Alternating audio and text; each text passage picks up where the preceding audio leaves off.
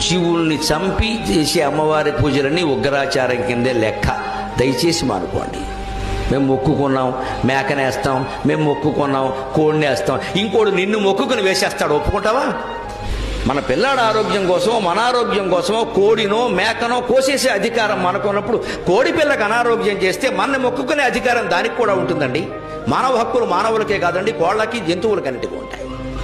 పరమ దారుణంగా ఏకంగా దున్నపోతులు సహా వేసేసి అమ్మవారి బలి నెత్తురు ఉంటే కానీ అమ్మవారి నెత్తురుగా అమ్మవారు అవుతుందా దెయ్యం అవుతుందా? ఎలా ఆలోచిస్తారండి అసలు?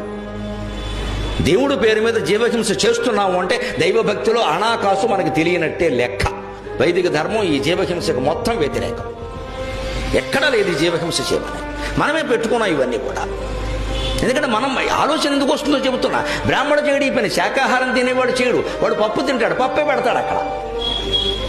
కక్క మొక్క తినేవాడు ఏం చేస్తాడు? మనం తింటున్నాం, అమ్మవారికి పెట్టకపోతే ఎలాగా?